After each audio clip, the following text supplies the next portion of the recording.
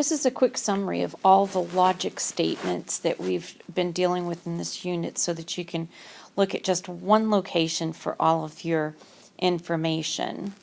So we have at the top of here, we have our compound statements. So we have conjunction is disjunction. If you recall, a conjunction is when we use and a disjunction is when we use or. So using these two statements as an example, vertical angles are congruent is true, 15 as a prime number is false. We can create the conjunction P and Q and the disjunction P or Q to say that vertical angles are congruent and 15 is a prime number. And that statement is false because remember, for ands, they both have to be true in order for the truth value to be true. In the disjunction, we have the same statement, but we're using the word or. And because we're using or, only one of them has to be true in order for the disjunction to be true. And so in this case, the truth value is indeed true. Going on to the conditional statements just below, we can create all the different types of conditional statements associated with it is St. Patrick's Day, it is March. So we have those two statements, and we'll make all of the different conditional statements out of these two statements.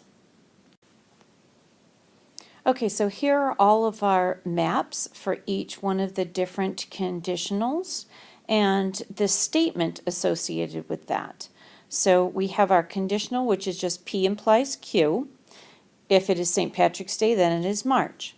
The inverse just negates both of them, so not P implies not Q. If it is not St. Patrick's Day, then it is not March. The converse just reverses the two. We switch the order, so we have Q implies P. If it is March, then it is St. Patrick's Day. The contrapositive is a combination of the inverse and converse, so we negate the converse, so we have not Q implies not P. If it is not March, then it is not St. Patrick's Day. And then finally, the biconditional says we can go in either direction. So we have P implies Q and Q implies P, and we do that with the if and only if statement. It is St. Patrick's Day if and only if it is March. Okay, so now we have to decide what the truth values are. If it is St. Patrick's Day, then it is March.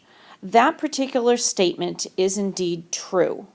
Okay, so since St. Patrick's Day falls in March, if it's St. Patrick's Day, then it must be March.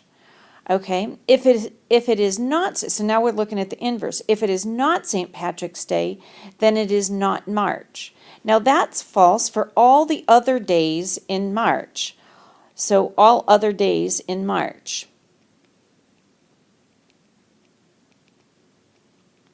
All right, and then the converse, if it is March, then it is St. Patrick's Day. That also is false for the same reason. Okay, the contrapositive, if it is not March, then it is not St. Patrick's Day.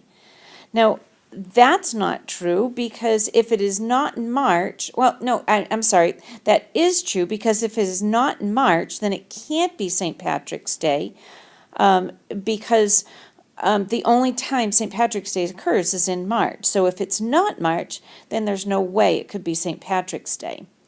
Okay, so then finally we want to look at the biconditional. And remember, the biconditional has to do with the conditional statement and the converse. They both have to be true in order for the biconditional to be true.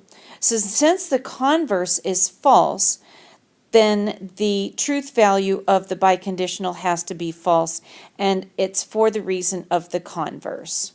Okay, so here are all of the different things that we've learned about the compound and the conditional, all wrapped up in one form, and so you can use that as a quick reference.